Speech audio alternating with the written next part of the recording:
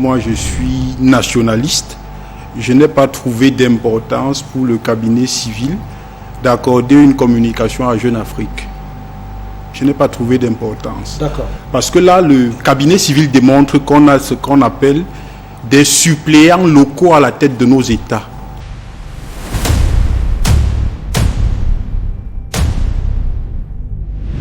Nos États, réduits à l'état de théâtre d'ombre, tremblent sous l'impact de cette parole qui claque comme un fouettant, le silence assourdissant des palais en décomposition. Elle ne provient ni d'une chaire universitaire tiède, ni d'un salon de la diplomatie internationale. Elle jaillit du cœur même de la conscience nationale pour briser la chape de plomb qui pèse sur le berceau de nos ancêtres. Lorsqu'un fils de la terre hausse la voix ainsi pour interroger l'absurdité sacrilège du pouvoir, c'est tout le drame de la souveraineté confisquée qui se déploie sous nos yeux. Voilà plus de 50 jours, 50 nuits d'angoisse et des spéculations insoutenables depuis ce départ du 7 juin 2026 pour un court séjour privé en Europe que la nation cherche en vain le regard de son souverain en choisissant d'offrir la primauté de sa parole aux colonnes d'un organe parisien plutôt qu'aux antennes de la CRTV ou encore de la PRC-TV, plutôt que devant le micro tendu au peuple lui-même. Le directeur du cabinet civil, Samuel Vondo Ayolo, n'a pas commis une simple bavure diplomatique. Il a signé un acte d'allégeance symbolique qui ravive la blessure coloniale. Dans ce choix, minuscule en apparence mais immense et tragique en vérité, se révèle la maladie de l'extraversion. Paul Stéphane Menunga n'a rien inventé, il a seulement regardé avec le sang-froid du prophète cette plaie béante que l'on refuse de nommer. Et dans les ruines de cette communication d'outre-mer, il a vu ressurgir le spectre terrifiant que Robin Oumniobé dénonçait déjà avant de tomber sous les balles de l'oppresseur. Et Oumniobé les appelait des renégats.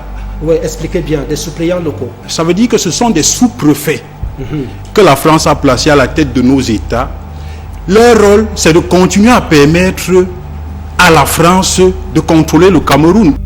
Le contrôle du Cameroun n'a jamais cessé d'être l'obsession de l'Empire. Et le lion d'acier qui unit ce passé tragique à notre présent se forge dans cette soumission.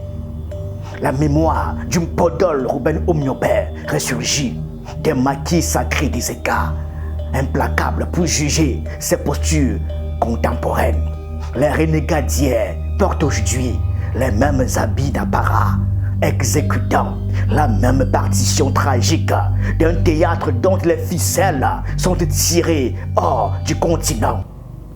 La science politique, à travers la pensée visionnaire du professeur Alain Foguet-Tédom sur l'extraversion de l'État, ne dit pas autre chose. L'État camerounais, comme tant des nations nées de décolonisation, négocie plutôt qu'arracher, ne tourne pas son visage vers son peuple. Il tourne son regard vers l'extérieur, vers les chancelleries et les rédactions parisiennes, parce que c'est là, et non dans les villages ni dans les marchés, que se joue la légitimité qu'il recherche. Un pouvoir extraverti ne rend pas de compte à ceux qui l'ont élu, mais à ceux qui l'ont installé, dit-on. Il faut lire l'extraversion de l'État du professeur Foguet. Il résume ça parfaitement et dit, quand la France a compris qu'il fallait décoloniser, De Gaulle a posé une question stratégique. Comment on fait pour partir en restant? Et lui-même, il a trouvé la réponse. Il a dit, on doit simplement placer des dirigeants qui sont à notre solde. Parce que leur mission sera de nous servir. Et en feignant de partir. Justement, et non de servir le peuple camerounais. Et en allant communiquer justement à Jeune Afrique, on a l'impression qu'on est dans cette continuité. En choisissant les colonnes de Jeune Afrique, le sérail ne fait que reconduire l'ancienne scénographie du pouvoir supervisé. Il faut dire ce que représente réellement cet organe né dans le sillage des indépendances et nourri dans les eaux tièdes de la France-Afrique. Un réseau d'influence où l'information circule au service d'un ordre immuable. Aller y porter la parole présidentielle alors que le pays retient son souffle, c'est illustrer la thèse de Kwame Nkrumah sur le néocolonialisme, en abandonnant le récit national à ceux qui, depuis l'extérieur, dictent ce que le peuple a le droit de savoir. Je vais vous rappeler que le DCC n'a pas communiqué gratuitement. C'est avec l'argent des impôts. Comment ça? Des Camerounais. Ça, c'est une affirmation que vous faites. Est-ce qu'on communique gratuitement à Jeune Afrique? On paye de l'argent pour communiquer. Et ce sont l'argent des impôts, de la Bayam Selam, du colboxeur, du mototaximène, du jongleur. C'est avec ça qu'on allait communiquer à Jeune Afrique. Du jongleur des rues jusqu'à l'hôtel de la marcheuse du matin. C'est toute la chair de la patrie qui se trouve rançonnée. Le crime moral de cette communication d'outre-mer ne réside pas seulement dans sa servilité symbolique, mais dans la douleur sacrée du trésor qui l'alimente. Cet argent n'est pas une abstraction budgétaire. J'étais sur des livres de comptes. Il est pétri de la sueur et des larmes des déshérités. Il est le centime arraché à la Bayam Salam, debout dès l'aube dans la boue glacée des marchés. La pièce poussiéreuse du moto-taximan bravant les ornières et l'usure du corps, le crédit épuisé du colboxeur sous un soleil de plomb. C'est le sang financier de la nation que l'on expédie vers les comptoirs parisiens pour s'acheter un brevet de respectabilité. Pourtant, on a PRC au Cameroun. On a le cabinet civil qui a une chaîne, qui a un média. Exactement. On a la CIA TV. On a même Vision 4. Donc déjà, le choix du média me pose un problème. Thomas Sankara nous l'avait enseigné avec la rigueur d'un sang de la révolution. Chaque centime extrait de la peine des plus humbles qui ne sert pas directement à leur dignité constitue une haute trahison envers le peuple. Mais la faute de Samuel Vondo Ayolo ne s'arrête pas au sacrilège de la dépense. Elle s'enfonce plus profondément encore dans l'aveuglement stratégique d'une bureaucratie déconnectée du réel. En croyant apaiser l'angoisse collective par des déclarations d'encre sans jamais offrir le moindre souffle de vie incarné, le sérail s'est enfermé de lui-même dans un piège dévastateur. Moi, je vais vous dire que le DCC a fait une erreur. Je vais vous dire pourquoi. Parce qu'en sciences politiques, il y a ce qu'on appelle le paradoxe de la transparence. Parce qu'il a communiqué sans preuve. Et dans la communication sans preuve, en réalité, ça peut calmer le peuple pendant 1, 2 semaines, voire 3 semaines. Mais à partir d'1 mois, 2 mois, 3 mois, ça risque de consacrer la rumeur. Ça veut dire que quoi? Si d'ici 3 semaines, le président n'apparaît pas, ça veut dire que les Camerounais ne voient pas le président, en réalité, la rumeur sera consacrée. Consacrer la rumeur. Voilà le piège cruel que la parole officielle a creusé de ses propres mains. Dire sans montrer, c'est alimenter le soupçon. Un communiqué laconique peut endormir l'inquiétude le temps d'une lune. Mais lorsque le silence s'étire au-delà de 50 jours depuis ce départ annoncé, le 7 juin 2026 comme un court séjour privé en Europe, cette Europe-là dont on a découvert tardivement qu'elle désignait la Suisse, la parole d'une idée, des preuves tangibles, se retourne contre elle-même. Elle cesse d'être une assurance pour devenir le berceau de toutes les hantises. Patrice Lumumba avait déjà compris aux heures sombres de notre histoire que le pouvoir africain véritable ne peut exister que redevable devant ceux qui l'ont porté au sommet et que toute autorité qui préfère se justifier devant l'étranger plutôt que devant les siens rompt le pacte sacré de la souveraineté. Cette coupure est d'autant plus violente qu'elle méconnaît l'essence même de notre imaginaire politique et humain. Quand on rentre dans les dimensions symboliques et même anthropologiques du pouvoir, quand vous avez votre grand-mère qui a 93 ans ou votre grand-père qui a 93 ans.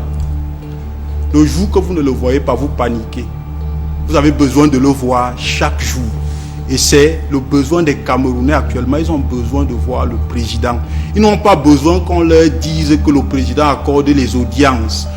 Des audiences accordées à huis clos ne remplaceront jamais la clarté d'un visage. Dans la tradition profonde de nos terres, la souveraineté n'est ni une abstraction bureaucratique, ni une signature au bas d'un décret rédigé en exil.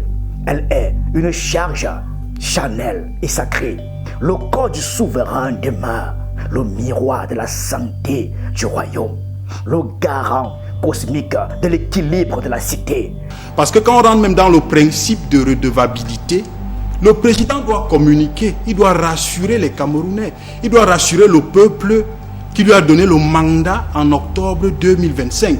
Donc c'est vrai, on nous dit que le président, il est en Suisse, il se porte bien. Ça ne rassure pas les Camerounais. On ne rassure pas une famille inquiète, pas de message diplomatique affirmant que le patriarche se porte bien dans une résidence lointaine. La communauté exige de poser ses yeux sur lui, de capter le mouvement de son regard, d'entendre le battement de sa voix. Sans cette présence incarnée, l'angoisse s'infiltre dans chaque foyer, transformant le doute en vertige. La seule chose que les Camerounais demandent, c'est que le président apparaisse au moins, parce qu'il ne faudrait pas qu'on pense que le président n'a pas le droit de rendre compte, parce que c'est ça qu'on est en train de construire au Cameroun. Non, le président est l'employé du peuple. Et alors, quand il se déplace, déjà quand il s'est déplacé, le communiqué du DCC n'était pas très clair, parce que le DCC nous avait dit que le président allait en court séjour privé en Europe. À un moment, moi, je pensais qu'il allait peut-être en Macédoine, parce qu'il a dit en Europe. C'est après que je me suis rendu compte que c'était en Suisse. Et aujourd'hui, on est à plus de 50 jours. Est-ce qu'à plus de 50 jours, on peut encore parler d'un court séjour privé? Un court séjour privé ne peut raisonnablement s'étirer sur plus de 50 jours sans que le pacte républicain ne s'effondre sous le poids du flot. C'est ici que le basculement moral s'impose dans toute sa vérité. Dans l'architecture d'une nation souveraine, le chef de l'État n'est ni un monarque absolu, ni un être hors de portée résident sur les hauteurs de Genève. Il est le premier serviteur de la collectivité. Thomas Sankara, encore lui, nous rappelait que le pouvoir n'est qu'un mandat temporaire conféré par les plus humbles, exigeant une redevabilité permanente et sans artifice. Qualifié de simple absence de routine, cette disparition prolongée dans les chancelleries d'Europe, c'est bafouer le principe même de ce contrat sacré. Le communiqué ou la sortie du DCC en réalité risque de se retourner contre lui si, d'ici 2 ou 3 semaines, les Camerounais ne voient véritablement pas leur président. Ils vont prendre la rumeur pour une vérité, et la seule chose qui pourra venir annuler cette rumeur-là, ce serait une apparition du président de la République en public. En public, ce mot n'est plus une simple condition politique. Il est le nœud de gorge d'un peuple plongé dans l'incertitude. Il y a une mélancolie poignante à contempler l'usure d'une époque qui se tait en silence. Ce moment suspendu où la dignité d'une nation vacille, tremble entre les murs discrets des résidences alpines et le papier glacé des gazettes étrangères. Lorsque le pouvoir se dérobe au regard des siens pour se réfugier dans l'ombre, c'est l'âme même de la cité qui tremble du froid. Ce sentiment de vide qui traverse aujourd'hui nos foyers, de l'étal de la Bayam Selam au banc de nos universités, n'est pas de la rancœur. C'est la douleur sourde d'une nation à qui l'on demande d'aimer une ombre, la blessure intime d'une souveraineté rabaissée à un simple communiqué de presse. La rumeur qui s'empare des rues n'est pas un désordre. Elle est un réflexe de survie. Comme l'écrivait Paul Ricoeur, Les êtres humains ne peuvent pas vivre dans un temps déformé par l'absence. Ils ont besoin de réciter leur propre histoire pour ne pas s'effacer.